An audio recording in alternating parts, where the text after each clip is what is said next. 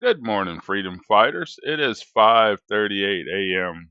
East Coast time, October 25th, 2024. Some powerful microwave energies are creating storms today over Missouri and multiple other states. I want to go over undeniable what I'm about to show y'all. A lot of important information today. Once I'm done with the little weather report here of their man-made storms, and I hope everybody stays safe. They look quite dangerous.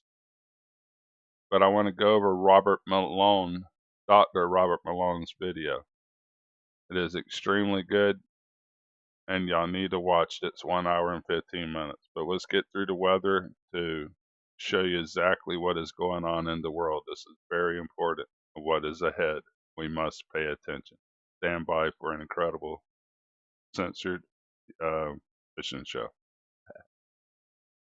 Very unusual storms was developed last night over these states here. I wanted you to see all the microwave energy it was used to create these weather systems out of nothing. It seemed like there was no weather at all. Constantly pounding of microwave energy. But I want to go over something that Bush Junkie had brought up on their video yesterday. They do a fantastic job, but they were talking about just the microwave energies, which is very accurate. But also there is laser technologies that is being used. Was put on the scientist himself to explaining these laser technologies being used to create storms.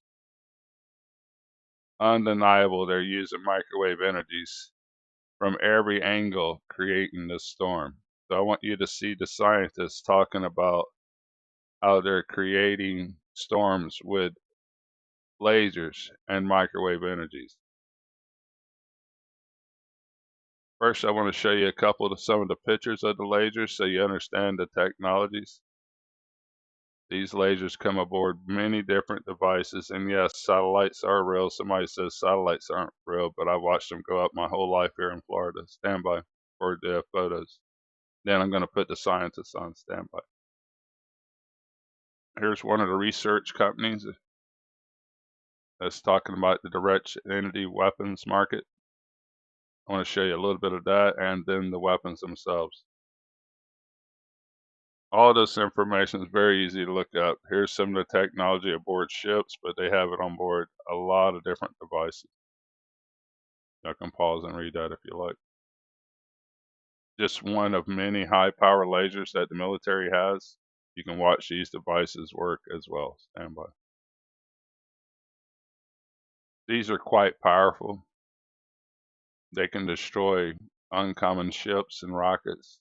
I have seen them demonstrated. These devices are also on board satellites. It doesn't take that big equipment to have very powerful lasers.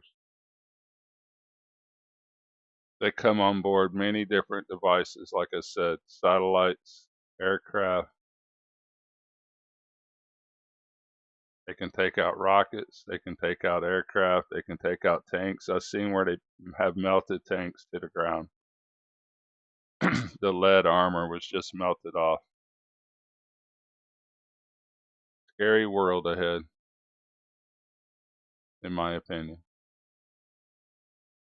And direct energy weapons comes in many forms. Powerful microwave energies, which we see working the storms. And the scientist is about to tell you how they light off storms with lasers. That comes on many forms. It is like boiling a pot of water. And what do you get? You get steam, you get rain. They're doing the same thing with high power lasers. Let's watch these lasers in action and let the scientists explain it. Stand by. They have one of their more famous scientists characters on TV here explaining lasers. They're all actors. I want you to realize this. Even news reporter here had to catch him off, and when he went off script there, y'all catch that where she had to correct him that they're experimental, but no, he's telling you they're doing it. But I want y'all to watch this. It tells you a little bit about a house bill that you can look up. This is not fake. You can look this up. Standing by. Watch this 2-minute video, and I'll get back to the weather. Never forget, this bill in 2001 referred to chemtrails as an exotic weapon. Again, this is HR, stands for House of Representatives, HR 2977, okay? And this is about a bill to stop and restrict weapons in space. Scroll down, you will soon see exotic weapon systems such as electronic, psychotronic, and information weapons. 2. Chemtrails. 3. High altitude, ultra low frequency weapons, which is actually basically 5G like weapons, EMF weapons, more like 3G, 2G.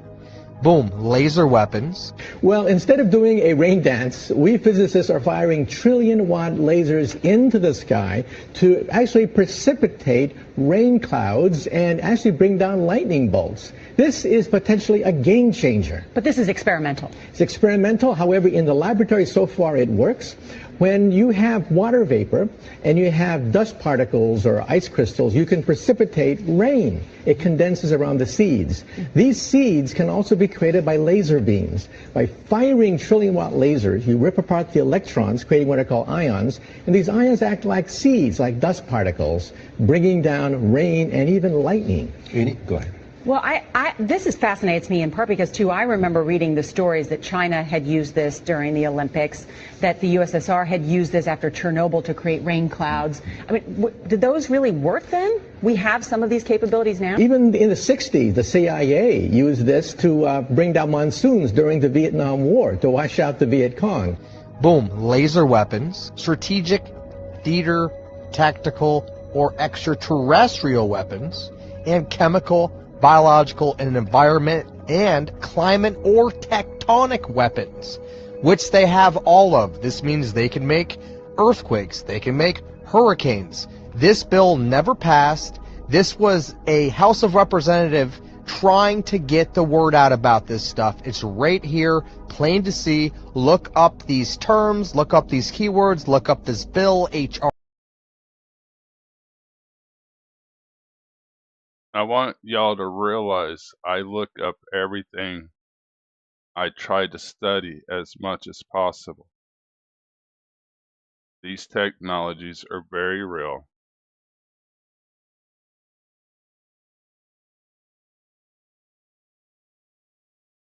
Stand by for the truth.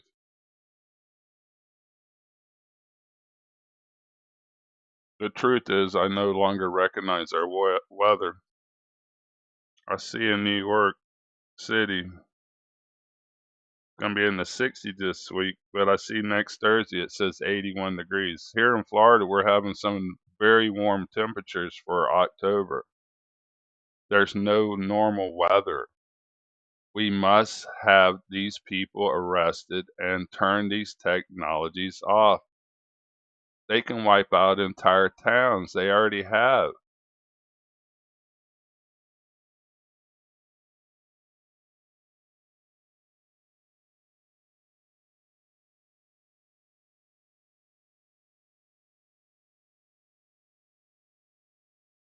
Truly incredible how many devices has been put across these states to see the rain. Why would they be this many NEXRAD radar systems in these states to see the rain?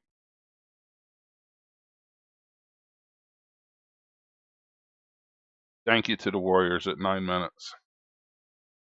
Into Thin Air does an incredible job explaining this.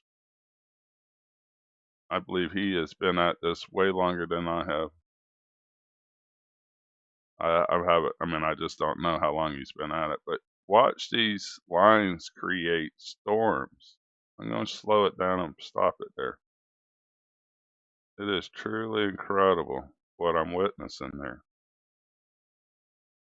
There's a lot of these beams you can't really see much of. And it is microwave energy and lasers. Remember, the scientists said they fire up lasers. I don't know if we are actually seeing the lasers at all. I've actually never thought I have ever seen an actual laser. I can see the steaming of the atmosphere when the lasers goes off. That's why I can see them, but I've never noticed them on radar yet. These, I believe, are microwave energy, but these storms intensify rapidly every time they are hit with this. So maybe lasers are involved with it completely. These storms superly intensify after this energy. And it's been getting hit from every angle. Get a picture of that one.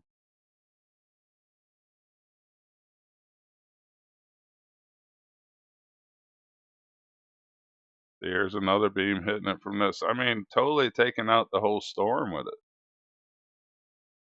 And yes, it intensifies. Look at this beam. It's falling from maybe this one. Like I said, there's no reason for all of these devices. I hope everybody's okay. They developed some very dangerous storms with this equipment. And the whole time, everything's spinning that we're not seeing. We're just seeing some super direct energy beams out of this stuff. The whole time it's been electrified.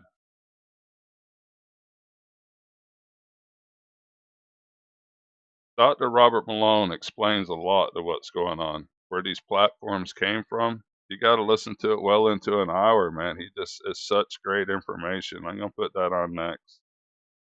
These microbursts look funny to me. Little real tight lines there. They can create some fantastic winds with these devices as well.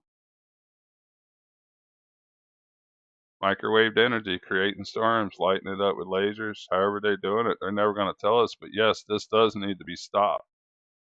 Look at your weathermen as what they are. They're CIA. All of these people on TV, Hollywood, everybody is part of it. Stand by. Dr. Robert Malone explains it. Please listen to him. It's an hour and 14 minutes. It will explain so much to everybody. This video has already been seen over 1 million times here in a few months. Please watch it. It's very important to me. The information's incredible. Even if it takes you a few times to watch it, please finish it. Commercial Fisherman standing by. Thank you to everybody in your comments. They're truly amazing, inspiring, and makes me just want to shake each and every one of your hands. Commercial Fisherman out. Please watch this video. I was asked, and I'm very grateful for the invitation to come here. I've been aware of the Mises Institute kind of at the periphery of my consciousness. Never imagined that I would be asked to interact with you folks or have the privilege of being here, for which I'm grateful. In trying to, and I travel all the time, I talk all the time. Most of those talks are easy to give. But this was different. This is talking to an audience, a younger audience, that's becoming expert in a domain that I am absolutely a neophyte in. I'm just starting to learn about the underpinnings of the logic of Rothbard, Mises, and economics in general. I never took an economics course during my undergraduate or graduate training. I was too busy in the world of molecular this and that. And now I find that in my journey to try to comprehend what transpired during the COVID crisis, that economics is the center of it all. Now I find that economics is what's driving politics. Now I find that it's the markets, it's Mr. Market, that is defining the New World Order. It's defining what political reality is. It's defining what is acceptable, the acceptable range of politics. Essentially, the Overton window, if you're familiar with that. Politics is being defined economically. And clearly, I need to come up to speed. So this lecture gave me an opportunity to try to start to think through the kind of simplistic understanding that I had about libertarianism coming from my experience when I was about your age, of burning through all the Ayn Rand books, And by the way, hence the origin of the name of our Substack, who is Robert Malone, is a nod to who's John Galt, in case you didn't figure that out. So as I started to try to process what we discuss in the book and the experiences and journey that Dr. Joel Glasspool Malone and myself have had through the COVID crisis, and all of my colleagues, so many people that have contributed to we could call it the resistance. It seems a little grandiose. This kind of burgeoning movement of advocates for personal rights, medical freedom, and freedom in general. I tried to think hard about libertarianism, Rothbard's wisdom, and what I'm observing in the real world marketplace that I live in. One that is very much influenced by psychological warfare. And I'm deeply troubled by what I'm encountering, and I hope to learn and explore, and maybe we'll get a chance to talk about that a little bit before the hour's out, the kind of the limits of pure libertarian thought as they interface with this new world of fifth generation warfare and psychological warfare. I find that domain extremely troubling because the underpinning logic in Rothbard's analysis, in libertarianism in general, has to do with the free will, sovereignty, and autonomy of the individual. And with this technology, those concepts become obsolete to a significant extent. Now, I'm a little fearful because I've been living in this world for 4 years now, and you haven't. And so maybe you have, but maybe not obsessing about it in the way that I have. And so I don't want to leave you behind. So when I say things, if they don't make sense, please ask. Okay? It's okay. I love questions. It's okay to interrupt me. Robert, I don't understand that. Can you elaborate? Can you clarify? Define that term. Doesn't make sense to me. I used to be an academic. I can handle it. Okay? So when I say things, and perhaps I might be assuming that I'm being clear to you, and you're not following it, I want to know that. I want that feedback because it's super important to me that I communicate effectively with you. That's the whole reason why I'm here. Now I'm going to start with a quote from George Bernard Shaw, famous playwright. All censorships exist to prevent anyone from challenging current conceptions and existing institutions. All progress is initiated by challenging current conceptions and executed by supplanting existing institutions.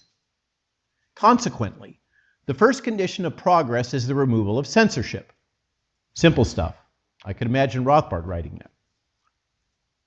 The title of the book, the title of the topic, Psywar, Enforcing the New World Order, involves the interface between this modern technology of advanced psychological manipulation technology capabilities, science, and this push towards globalism, or I like to point out, it's functionally globalized corporatism. And I repeatedly make the point that Benito Mussolini defined fascism as corporatism. Okay? The term fascism has been twisted and bastardized by modern media to mean something which is different from its original intent. For me, I believe that with all of these political terms and sociologic terms, we have to go back to ground and make sure we have common language and communication. And as far as I'm concerned, fascism and corporatism are one and the same, and we now are moving into a space in which globalized corporatism is becoming the norm. It is the accepted vision for a large fraction of global leadership, including the United Nations, World Economic Forum, World Health Organization, etc., for the new model for the world order.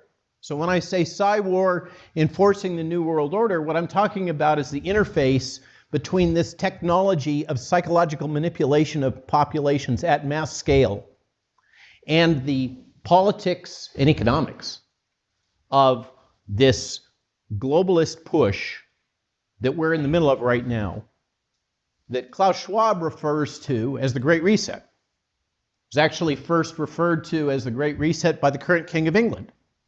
Okay, this is a trend which, as I look out on this sea of young faces, I'm sorry to say it's going to dominate a lot of your reality as you get to be an old fart like me. My expertise in this topic derives from 4 years of exposure to the technology and daily efforts over that period to try to understand what I was experiencing and frame those experiences within a broader context. I'm a physician and a scientist. I was trained as a scientist. I was trained to think as a scientist along the lines of methods of multiple working hypotheses. I don't have a hypothesis. I try to generate a swarm of explanations and then discern which of those are true.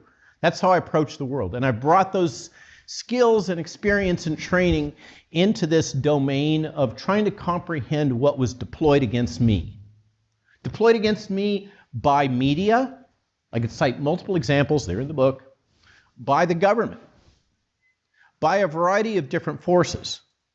It's not personal.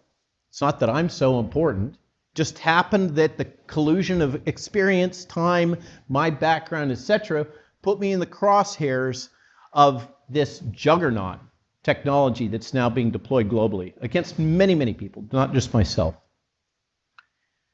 In terms of the broad outline of this discussion, I want to start by exploring the use of psychological warfare and fifth-generation warfare technologies during the COVID crisis. So I'm talking about the last 4 years. We could say since the fall of 2019. Then I'll proceed to psychological bioterrorism, emphasizing the COVID-19 crisis and avian influenza. We are currently living in yet another round of psychological bioterrorism that's being deployed on us, in case you didn't figure that out. Then I'll discuss this term that really troubles me. Surveillance capitalism. It's surveillance capitalism, the interface of surveillance capitalism and the theories that underpin the Mises-Rothbard logic that is really troubling me. And conclude with some personal comments regarding globalism and my opinion about globalism that I hope might help you. Let's start with first principles. In the Anatomy of the State, Rothbard argues there are two means for producing wealth. You guys all know this. You've been taking this course. Economic means refers to producing and exchanging goods and services through voluntary human effort, creativity, and entrepreneurship. Economic means are additive, generating wealth for all parties involved. It is a voluntary transaction that Rothbard builds his, step-by-step, brick-by-brick logic that underpins everything that we're talking about here, the whole frame of reference for the world. So what I love about Rothbard, he goes back to ground zero and builds the house, from the foundation up. But it all presumes free will. It presumes a system in which both parties engaging in an economic transaction are doing so through exercise of their own free will. Political means, the other means of acquiring wealth, and I really appreciated this little bumper sticker, inflation is theft, right? Political means refers to using force or coercion to seize wealth from others. Political means are reductive, distorting incentives and undermining long-term prosperity. For example, taxation is a form of theft in which political means are used to seize wealth from others. I assert that surveillance capitalism meets the criteria of a political means of theft, in which accumulated personal wealth in the form of fundamental, personal, and proprietary aspects of your soul are forcefully extracted without your permission and commodified without your permission. Surveillance capitalism is the business model that drives revenue for Amazon, Google, and Facebook, and so many other of the new tech industry. Okay? And it's based on extraction of value without your permission from you. You follow what I'm saying?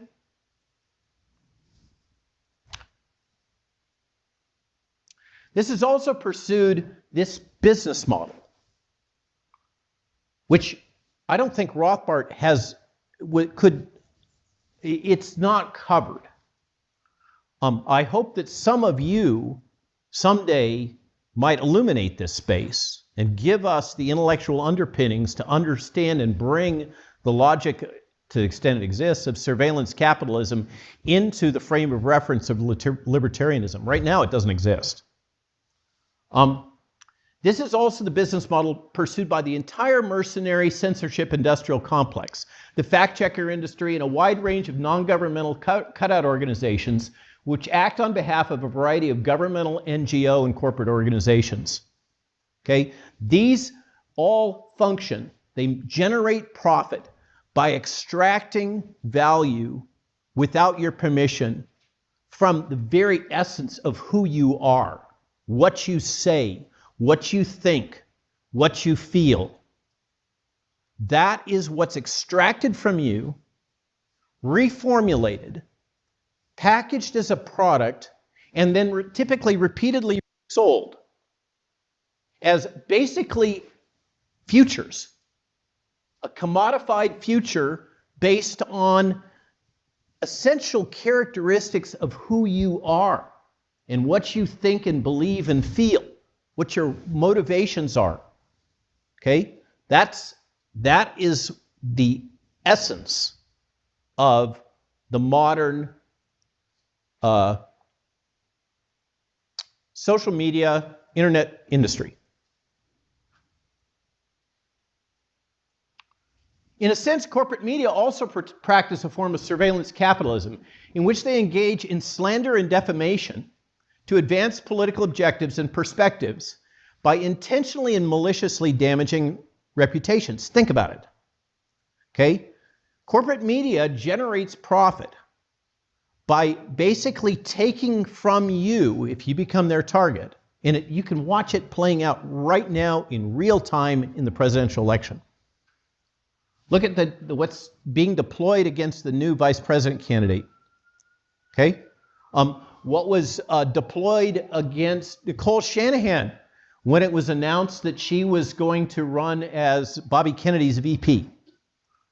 Okay? They extract aspects of your soul, reformulate them, and weaponize them as slander and defamation, and generate profit in doing so. It is their core business model. Okay? They train journalists, they call it advocacy journalism, which is really training them to be propagandists, in how to do this process while avoiding the risks of lawsuits. They're actively trained to do this at CNN, Washington Post, New York Times, et cetera, et cetera. This business model extends all the way down to social media trolls who build audiences, clicks, and followers by publishing salacious and unfounded rumors, speculation, and accusations. Followers, clicks, likes, and trollery can be directly converted into revenue. But they are doing so by extracting value without your permission. Your reputational value is being pulled out weaponized, reformulated, and used for purposes of advancing economic interests of third parties without your permission. Okay? Again, this, I believe, fits Rothbart's second criteria, the criteria of generating wealth through theft. I think they're thieving, they're stealing parts of the essence of you. There's a quote from 1962, character that any of you that have read Brave New World know Aldous Huxley. 1962, there's a fantastic interview in 1962, black and white, where he talks about this kind of stuff. He talks about propaganda, censorship, and the ability to manipulate populations. He asserts, by means of ever more effective methods of mind manipulation, the democracies will change their nature. The quaint old forms, elections, parliaments, Supreme Courts, and all the rest will remain. This is 1962. The underlying substance will be a new kind of totalitarianism. All the traditional names, all the hallowed slogans will remain exactly like they were in the good old days. Democracy and freedom will be the theme of every broadcast and editorial. Meanwhile, the ruling oligarchy, with its highly trained elite, will quietly run the show as they see fit. Now, I don't want to get too partisan here, but does this sound familiar? Psychological warfare is when psychological operations methods are used by governments against a foreign population, classically, or even against the citizens of a government in a coordinated fashion. Okay? Psychological warfare is the new battlefront. NATO calls it hybrid warfare. The goal here and the reality, the realization, is that governments can be more effectively managed and overthrown instead of relying on kinetic warfare through the use of propaganda, media, and psychological manipulation techniques. And once that was appreciated, then particularly the Western alliance, the Five Eyes Intelligence Alliance, which many assert is the most powerful intelligence organization in modern history. For those who are not familiar with Five Eyes, this is the intelligence alliance that exists between the United States, the UK government, the Canadian government, the government of New Zealand, and the government of Australia. Now, for those of you that were kind of alert and awake and watching what happened during the COVID crisis, we could say Austria perhaps, but those have been the harshest, most totalitarian nation states in terms of their responses. They have all acted in harmony. They have acted based on coordinated information and strategies, the Five Eyes Alliance. And they, together with NATO, have built a suite of technologies that are extremely powerful for manipulating information. Not just manipulating information. The tech is so powerful now that everything that you think, feel, believe, the information that you encounter that's available to you can be managed and manipulated. And you think that you're immune to it because you're so highly educated and intelligent. Okay? It turns out that the more highly educated people are the most susceptible to these technologies. Folks like me that have been through a stupid amount of postgraduate training are all basically trained to accept authority, to accept and assimilate the information that is put to us. People ask me all the time, what happened to the medical profession? The medical profession is all trained to basically regurgitate whatever they're told and to follow along with the guidance that are provided by people that are further up in the food chain. Okay? The ones, by the way, that have been most resistant in general to the propaganda and manipulation during the COVID crisis are often the ones that are out on the street, the common workers, the carpenters, the HVAC folks, the people that just work for a living that aren't caught up in this world of the mind that you all are, otherwise you wouldn't be here. So don't tell yourself that it's not going to happen to you. Probability is that you are extremely susceptible to this type of manipulation. Now, some of you may remember my speaking about mass formation psychosis on Rogan. Literally broke the internet. Google had to manually manipulate search results because they didn't like people finding out about those concepts because they were fundamentally threatening to Google's business model. Okay? But mass formation psychosis is, in mass formation, the process of the formation of crowds, the basis for totalitarianism, is only one aspect of this. That has to do with the fundamental problems associated with social disassociation, with all of you folks sitting here on your cell phones, not being well connected to other members of your community. Bless your hearts for what's happening here. I love it, where you're all talking to each other. That's how we avoid those kinds of things.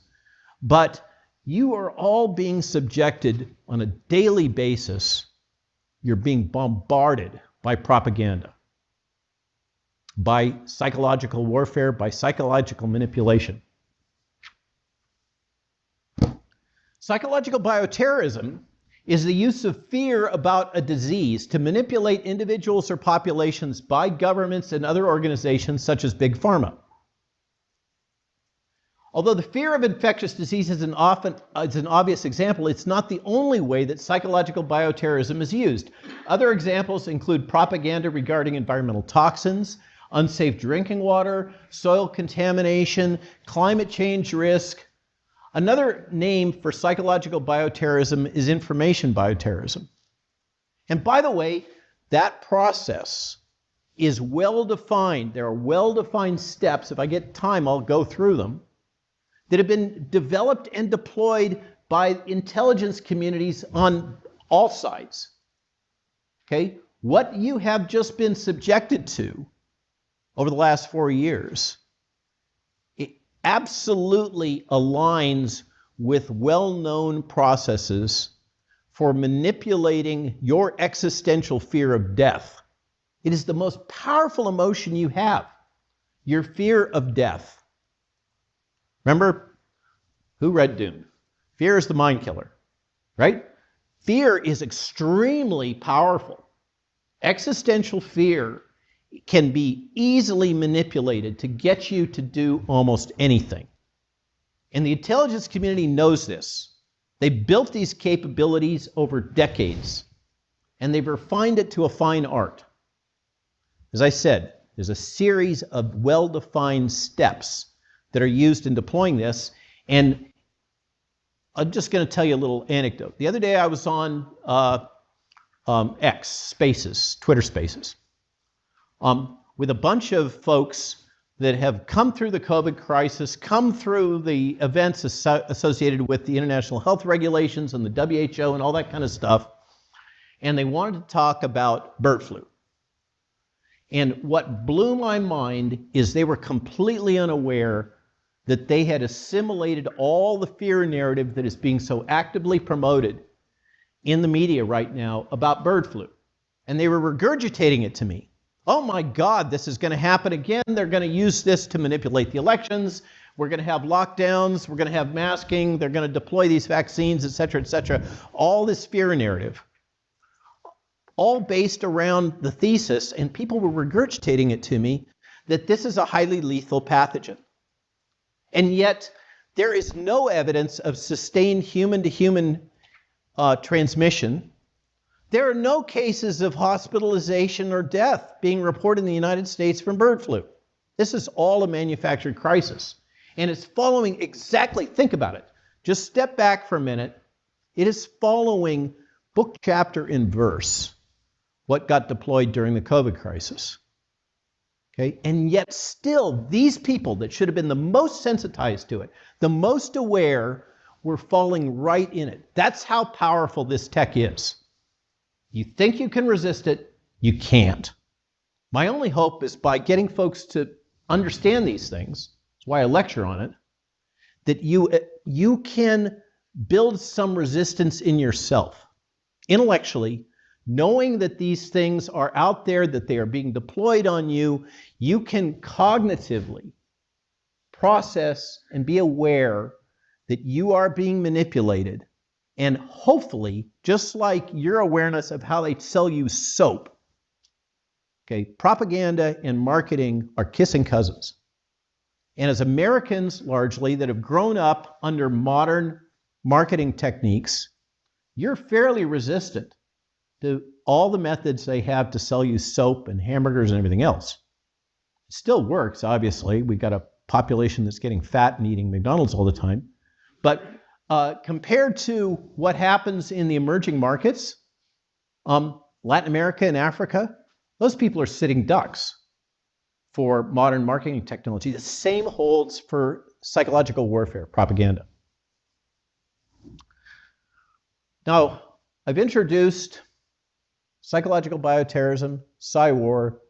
Now I'm going to talk a little bit about what is fifth-generation warfare. Fifth-generation warfare has become a mainstay, as I mentioned, of NATO strategy, Russian strategy, battlefield strategy across the world. What does this mean, this term? Fifth-generation warfare sounds very scary, and it makes it sound as if warfare has discrete stages. Okay? First-generation warfare, sticks and stones, we're throwing them at each other.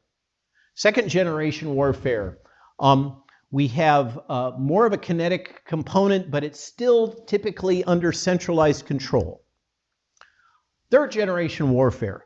Third-generation warfare is you have increasing decentralization of command chain. Think about the Blitzkrieg. The Germans during World War II were masters of third-generation warfare. They gave battlefield commanders freedom to operate, and they deployed non-traditional means and strategies to overcome their opponent. Fourth-gen warfare, in a nutshell, is what we have seen deployed by Al-Qaeda, the Taliban, and the Viet Cong. Okay, it's these resistance movements that have typically a religious component, in addition to a kinetic component, kinetic warfare component, guns and tanks and whatnot. Fourth-generation warfare, I assert, and many others, the United States military has not won a single fourth-generation war. Okay? And with the emergence of fourth-generation war, the U.S. military has become aware, NATO's become aware, the Five Eyes Alliance has become aware of the crucial importance that is mentioned extensively in The Art of War. I mean, this has been around for millennia, these ideas, that the ability to manipulate one's opponent and the population within one's opponent is the best way to win at warfare, to overcome your opponent. And these guerrilla movements have used it extremely effectively. They don't have to have centralized control. Remember, that's another key thing. Osama got killed, what happened? Boom, total decentralization. It became even harder. All they did was propagate the logic that, well, you got to go out and kill Americans. We really don't care how you do it, and we don't care who's leading your particular cell. That becomes extremely effective. You're faced with whack-a-mole if you're an organized military. What are you going to do? Oh, you're going to try to get more expert at using propaganda and information warfare in order to counter the messaging that's coming from your opponent. That's fifth gen. Okay, that is psy-war. That is a technology suite that was built for offshore combat by our military and the UK in particular, working closely with their intelligence communities, to give us new capabilities to counter these insurgency movements.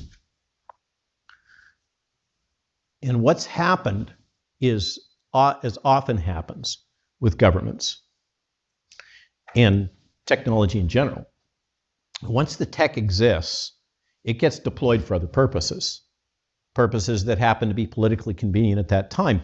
And I've spoken to many people that have been part of these cyber units in Europe and in the United States. And a lot of these retired colonels are pretty pissed off because the tech and capabilities that they helped develop for offshore combat, they know are now being deployed against civilian populations. Not just civilian populations, they're being deployed against the populations of their own citizenry. Yes, sir. What are the, give some examples of what these technologies look like?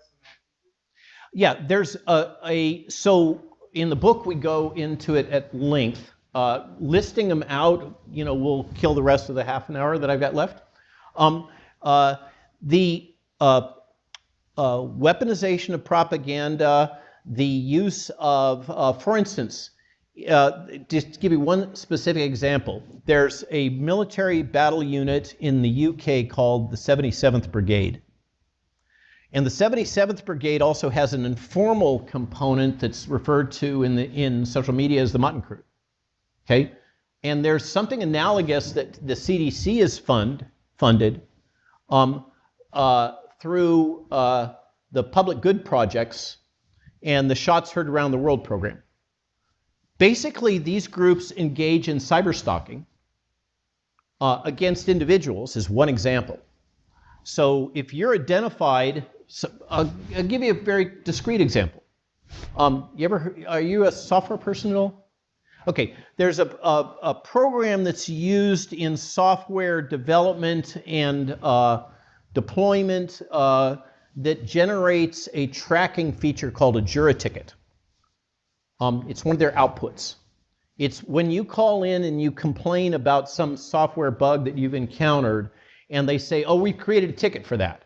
Okay, and we'll get back to you after we solve this ticket. And they become very obsessed about fixing it. That's a Jura ticket.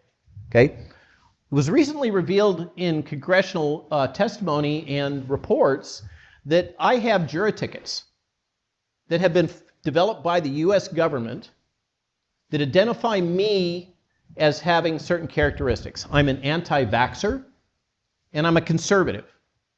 Those were sufficient to merit the deployment of weaponized propaganda against me in social media, targeting through these various groups like the crowd stalking activities, in which the CDC and in the UK, the 77th Brigade, for instance, targeted Andrew Bridgen. They target me every time I go over there. And you'll see just a slew of concerted trollery attacks and other misinformation and disinformation being promoted against those who have said things which are contrary to the accepted narrative. Just one example. Okay? It's full front media warfare, coordinated and facilitated, in this case, by the federal government. There's another example that's in the book that's come out from congressional testimony about weaponization of other strategies the government deploys in psychological warfare against me personally, but it's been deployed against anybody, journalists, anybody that speaks out in ways that are contrary to the government's approved narrative that these products are safe and effective. Okay? Safe and effective itself is a psychological warfare tool. This is called neurolinguistic programming. You're seeing it all the time right now in the election. I mean, the election is an amazing little microcosm of this tech. Neurolinguistic programming has to do with messaging, subtle messaging to you that causes you to make assumptions and to embed thoughts. You can think of it as subliminal programming. Okay? Safe and effective, safe and effective, safe and effective. How many times have you heard that? Okay? They never qualify what constitutes safe, nor what constitutes effective. they use those terms. They embed into your lizard brain. And you can't resist them. You assume that they are safe and effective. These have emotional content that comes straight into you. So you ask for some examples. There's a couple. There's a wealth of these technologies. And they go way down into the weeds in terms of ability to manipulate all kinds of information. This is now core capabilities of the extended PSYWAR units in the United States military, which are extensive. And by the way, that is authorized to be deployed against American civilians by the U.S. Army in the event of a crisis. Another thing we've documented. We've gone right straight down to the manuals. There's all this talk about how the CIA can't deploy psychological warfare and information warfare against American citizens. That's wrong. Okay, that's untrue. Operation Mockingbird is still ongoing, if you're familiar with what I'm talking about. The manipulation of the press by the intelligence community, and by this now what we mean is the extended intelligence community that largely is centered around Department of Homeland Security. Okay, that is now routinely deployed. Now, I'm never going to get through this talk. Another definition: mis, dis, and malinformation. I am guilty. I mean, I had a expert witness report in San Diego thrown out by a judge because I am judged guilty of spreading misinformation on the basis of an article published in the New York Times and the Washington Post. That's called hearsay evidence. But they both asserted that I'm a spreader of misinformation. Why did they say that? Well, it turns out the government asserted that I was spreading misinformation for, among other things, saying that these vaccines were not safe and effective.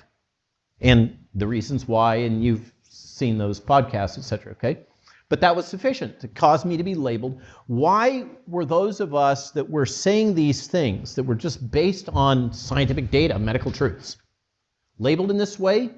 Because of the logic that the virus was so pathogenic, which turns out it's not, and the vaccines are so safe and effective, that anyone that would cause people to become vaccine hesitant would be guilty of causing unnecessary death.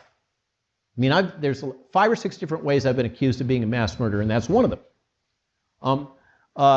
And in the face of the risk of someone sharing information, which may be true, which would cause someone to become vaccine hesitant, that was sufficient to justify virtually anything short of assassination, to cause that person to no longer be able to share that information.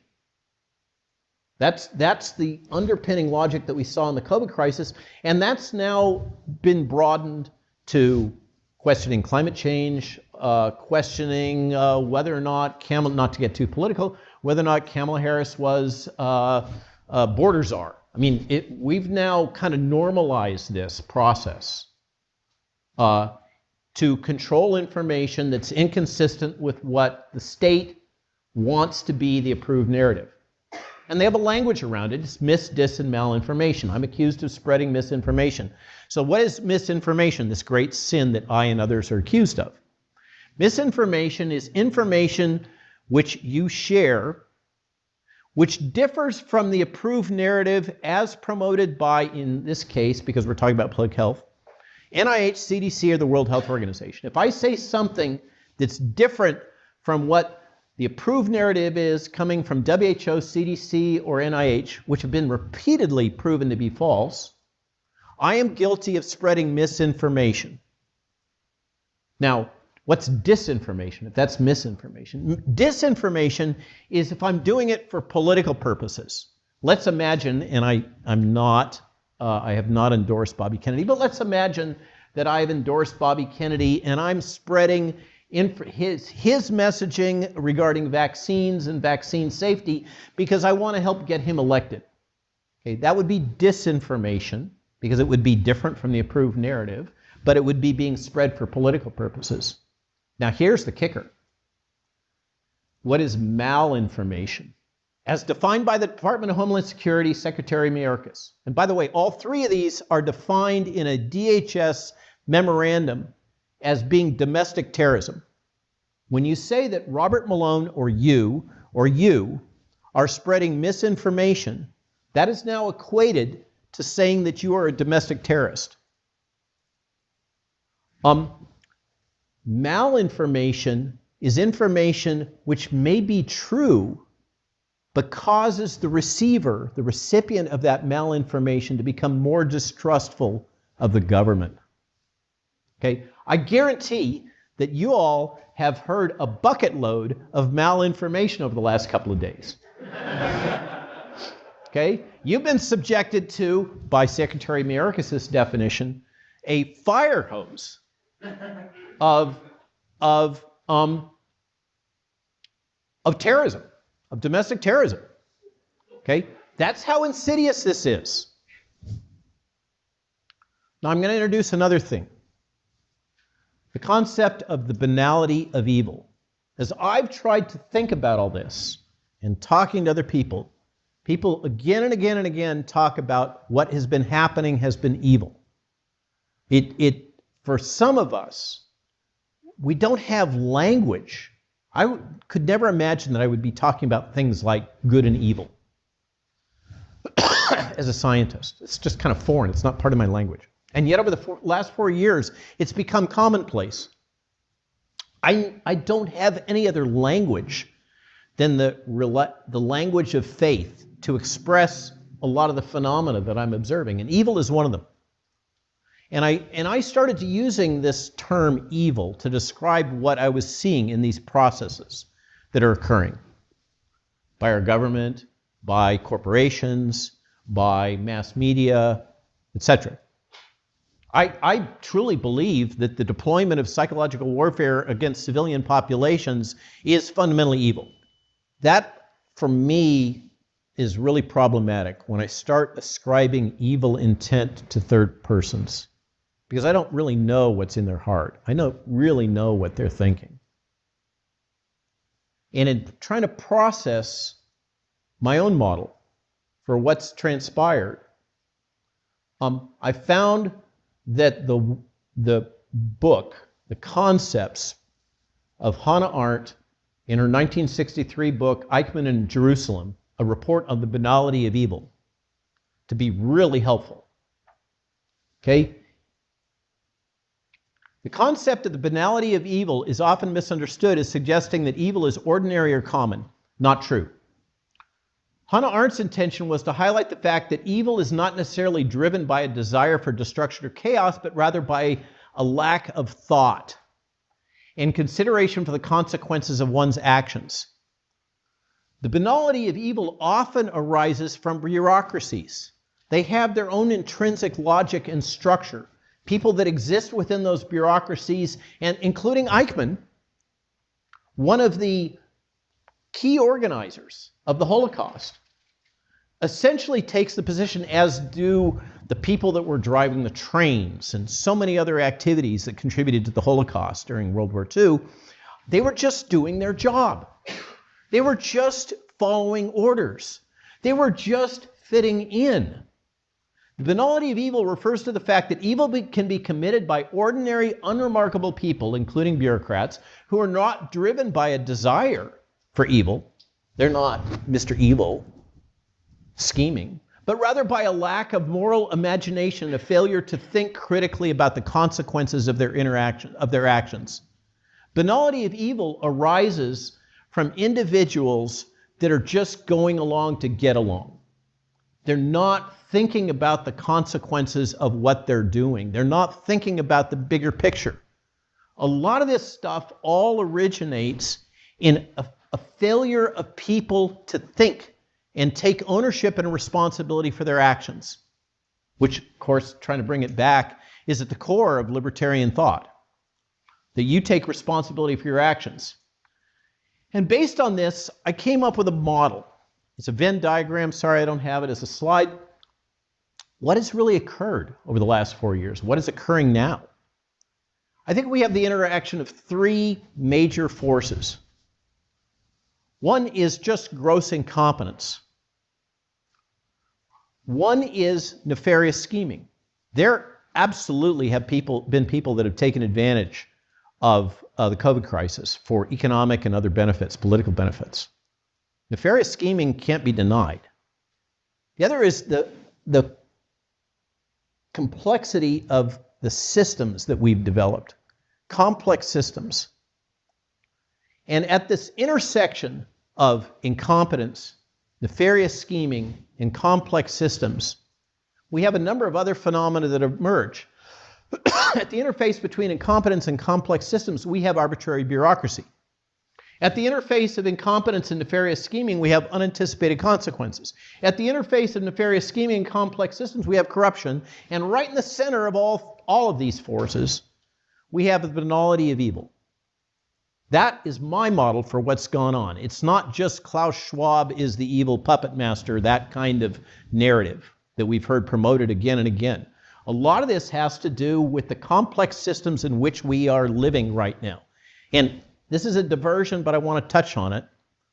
And we saw it emerge really graphically with the CrowdStrike event. One of the problems, we in an earlier lecture, we heard somebody just touching gently, not even using the terms, on DEI, on the substitution of these social agendas for a commitment that was normative previously for excellence. That we have culturally increasingly come to value these social agenda issues like diversity, equity, inclusion, instead of other core issues that in my age were the center of everything, if in seeking an education, building a career, seeking advancement, etc., which was merit, education, and intelligence.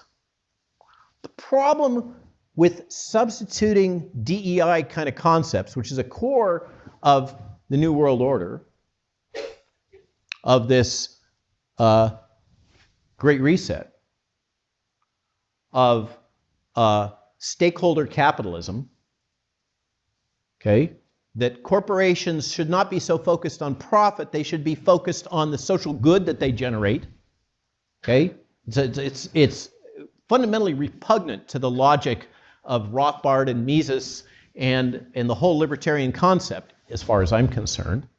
But the underlying that is that if we choose to build our society and our systems around these social agendas, like diversity, equity, and inclusion, what we will do is gradually degrade the capability of the complex systems which we rely on to function. And this kind of cascading failure that we've seen with the COVID crisis in so many ways, the corruption, the misrepresentation, the failure to think, the rampant failure of the medical system, it's just undeniable. That kind of complex system failure will become more and more and more common, because we've built a edifice in the Western world of interacting highly complex systems that require deep technical expertise in order to maintain. We're talking about air traffic control, computational systems like CrowdStrike. And that was for those of you that aren't coders and wonks, that was a simple coding error in a pointer in C++. It took out the biggest system-wide computer failure in the history of the world, because somebody didn't do their job right in coding and somebody else didn't do their job right in terms of quality control. And the whole system all over the world failed. Okay? We're going to see more and more and more of that if we fail to focus on merit, education, and intelligence, and instead substitute these various social agendas in maintaining our infrastructure, our human capital. Enough on that. Regarding COVID crisis, medical freedom, and freedom in general, the government's willingness to deploy modern cognitive and psychological warfare tools, by the way, those are two different things. Cognitive warfare tools go into your subconsciousness. Psychological warfare tools approach your conscious mind. Governments willing to deploy modern cognitive and psychological warfare tools and technologies against their own citizenry in combination with collusion and coercion, using the power of modern big information technologies, an evil the world has never known before. We give rights to our government. You guys, this is for you. We give rights to our government in exchange for our government's commitment to providing security, furthering prosperity, and respecting people's autonomy, sovereignty, and will. Over the last 4 years, many have come to learn that there's a suite of technologies and capabilities that have been developed over decades which can influence everything that we think, feel, hear, and believe.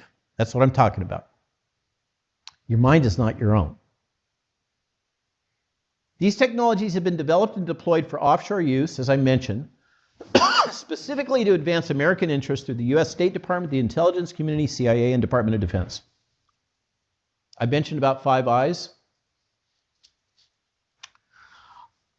This has also been bundled with the initiative that the United States has felt consequent to World War II and the collapse of the imperialist government organizations throughout Europe, that we're the good guys. The United States, the good guys. We have this Constitution. We believe in the rule of law. We have a moral fabric. And if we didn't step into the power vacuum left after World War II, then the USSR would, China would, etc. We must act as an imperialist power to fill that power void and use every skill and capability that we can to do so. That has led us into the modern position. Do you know that there's been over 70 regime changes managed by the CIA since the end of World War II? We believe that this is okay. Not only that, we believe that assassination is okay as a way to manage these political structures. And I assert that what we've done is we've normalized these methods, including assassination, to the point where we had an American president that was perceived as a risk to American foreign policy, and he was assassinated. There was a coup against JFK. We've been living with that ever since. And the technology has just gotten more and more and more powerful. Now, I'm running out of time. I'm going to just kind of try to help you to comprehend the world that you are living in now and you're going to live in the rest of your lives. Twitter was developed as a weapon. Facebook was developed as a weapon. They were developed as weapons by the CIA. Google is powered by the CIA. Google was created at Stanford using CIA funding. CIA transferred the technology for Google Maps. That's where it comes from. Okay? So what am I talking about? Here's an example. The example that demonstrates how powerful this tech is what transpired with Arab Spring. Arab Spring was the first clear, unequivocal fifth-generation warfare battle that was won. Repeated regime change, starting with Tunisia. The thing is that with these social media platforms, the tech exists. I know this because I used to support a client that built some of this tech called Behavioral Matrix. With the words that you post on social media or any media platform, they can extract your emotional state It's all validated using statistics. The words that you use can be used to basically peer into your mind, to extract your emotional state and then map it in a cloud of influence with the other people that you're interacting with on social media. And that cloud, statistically validated cloud of interactions, can be used to pull out those within that sphere that are expressing emotions and thoughts that those that are managing it wish to elevate or suppress. You ever heard of shadow banning? Shadow banning is just part of the toolkit. Okay? Those influencers can be manipulated so that they are more widely circulated and influencing that cloud, or less so. It can be manipulated so that you can pick out voices that are saying, we need to go attack the palace, or we need to all meet here, or whatever the thing is, and then propagated through that entire matrix. You asked for examples, okay? This is how this tech was built as a weapon. It can move populations, and did so, clearly documented during Arab Spring, to result in multiple examples of regime change. Extremely powerful. Grease lightning. What's not to like if you're the CIA? And we didn't have to go shoot missiles. We didn't have to shoot guns. But this tech, remember, if you're interacting on your little social media platform that you call your cell phone, and there's 2, or even better, 3 cell towers within range, you can be precisely triangulated in 3-dimensional space. You can be kinetically targeted with extreme precision, and that database all gets linked to Gorgon Stare. These are the high-resolution satellite imagery technology that exists. So who you are, what you look like, what your vehicle is, who you're associated with, what you're saying on social media, all that stuff is captured and tracked and weaponized. All great, you know, if this is your business. And then along comes UKIP, Nigel Farage, and Brexit. Okay? And oops, it got turned on its head. Cambridge Analytica and the Trump election, oops, got turned on its head. And suddenly, the intelligence community realized they had a problem. And that was embodied in, for instance, in one example, in the Obama lectures that were given at the Hoover Institute, in which he justified the need for censorship and propaganda. Okay? They believe that because of these capabilities and the risks, because underneath the risk of Brexit, the realization of Brexit was Frexit and Grexit and the destruction of the European Union that we've so carefully created. And if the EU falls, NATO falls, and American foreign policy is destroyed. And that's why they feel that it's absolutely necessary and justified to do this. But the problem is, as I said, is the slippery slope.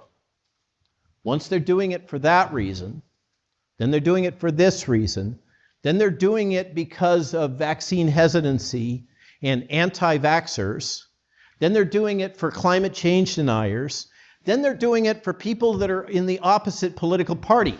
Dr. Malone, a conservative. Okay? Now, I've run out of time. So much more I can cover. The book is, I think, 130,000 words. Extensive documentation of the technology and the means and the logic and what this is being used to drive the interface with the World Health Organization, with the United Nations. If you haven't heard what Agenda 2030 is, you better figure it out. It's considered an international treaty, by the way. Among other things in Agenda 2030 is the assertion is that it's a fundamental human right to migrate and live wherever in the world you want. Okay? A lot of these things that you encounter, open borders, it just doesn't make sense, right? No, it's codified specifically in Agenda 2030. This is the new world order that you have to deal with. I'm going to be dead. Okay? All I can do is what I'm trying to do right now is to help teach, reach you, and this is a powerful group. What Mises has assembled here, I'm really impressed with. I'm impressed with seeing all of you having these deep intellectual conversations over burgers about all kinds of things. It's just fantastic. And I can tell you that this kind of thing is starting to happen all across the Western world. It's happening that the people that are driving the populist movement in Europe are the people that are your age. The people that are voting for the Alliance for Deutschland, a party that has been made illegal in the state of Germany. Here's a fun fact. If you fly the German flag in Germany, you're considered a neo-Nazi. If you support nationalism, you're considered a neo-Nazi. That's where this has gone in Europe. And it's folks your age that are starting to stand up and say, no, this is not the world we want to live in. We don't want to live in a world dominated by surveillance capitalism and that logic. And I hope that this little time that I've spent with you, I've helped to at least pique your curiosity. What the heck is this guy talking about? He sounds like a crazy, wild-eyed conspiracy theorist. Okay? And it does sound that way. But it's all real. It's all documented. This is what's going on underneath. This is the world that you're inheriting. And my challenge and question to you is, what are you going to do about it? Thanks a lot for listening. I'm glad to take questions.